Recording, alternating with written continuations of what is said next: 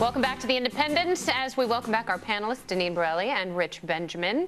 The statistics are staggering. One study found that blacks are jailed 10 times more often than whites for drug crimes. And according to the ACLU, blacks are 3.7 times more likely to be arrested for pot. Don't even get me started on crack sentencing.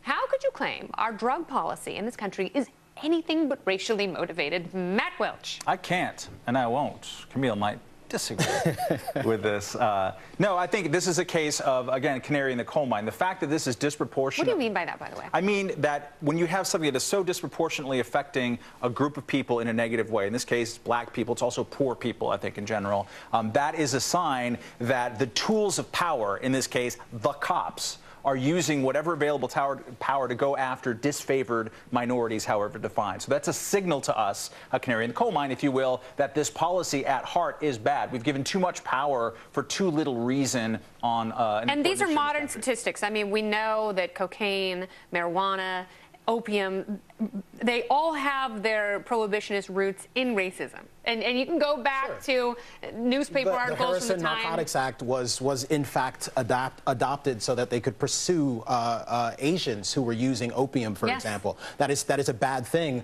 That is racist. I don't like drug laws. You and I both agree on that. I don't think that the drug laws are in fact racially motivated. I think it is a mistake to look at racial disparities. The modern application of drug laws or drug prohibition? Well, the application of drug laws as well. I think it is a mistake to look at racial disparities as a bellwether. I think it's a big mistake to pull out the highlighter every time you see these things, because balkanizing policy by racializing all of it doesn't make it easier to change those policies. Stop and frisk is a phenomenal example. Stop and frisk is not bad because black people are more likely to be stopped and frisked. It is bad because the police are invested with an arbitrary authority to harass innocent American citizens. Again, not that is the mutually fundamental exclusive. challenge. They can both be bad. But the question becomes, what will you rally around? Will you rally around abuses of power? Of people who are stopped and frisked are Latino or black. Will you rally around abuses of power, or will you rally around this racial archetype? Okay, Rich, I can see you. I agree with you, Kennedy. We should rally around both reasons. I think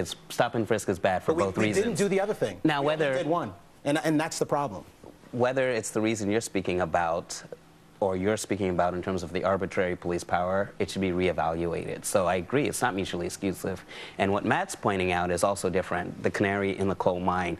Difference, and it's not just that more blacks are in prison. That's not so much the point. It's who is arrested and who is prosecuted, how the law is applied. Present? Like, why is that happening? Exactly. Why do you think it's happening? Well, I don't think it's a race issue in terms of the number of arrests that are happening in urban communities because of drugs. I think it's because of the number of police presence that is in that community, and that's why that's happening. And also, I'm sure it's not just all white police officers, so I can't really see this. I don't think it is either. I mean, I live in LA, and the LAPD is it's very multicultural. Yeah. But that's new. Let's acknowledge that. 20 years ago, that wasn't necessarily the case. I grew up with a case of a popular football running back at Long Beach State, innocent kid, basically hauled into jail, beaten to death, and then staged a hanging. A guy named Ron Settles. I mean, this was the way the Signal Hill and the Long Beach Police Department acted in the early 1980s. Yeah, so I mean, Southern California still has its problems with law enforcement. That's not what I'm saying. But it's not as though if you see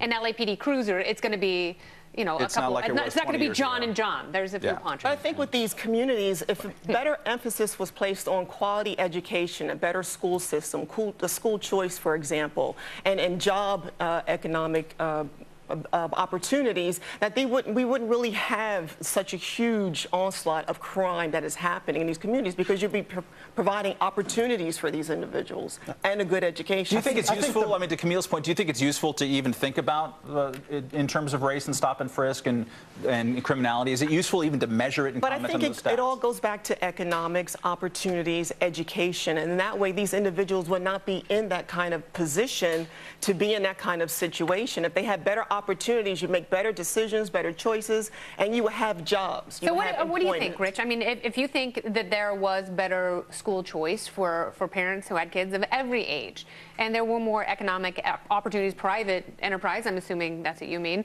do you agree that the situation might reverse itself in time? I don't agree with school choice. I think that's just become a conservative buzzword. But I do agree that quality education matters. Okay, people define that differently. That's definitely, I agree with opportunity. That's a good thing. I agree with jobs, and we would have different outcomes. So I agree with the spirit of what's being said. I don't agree with the details. All right, very good. Well, thank you both for being here and for having great discussion. Really appreciate it.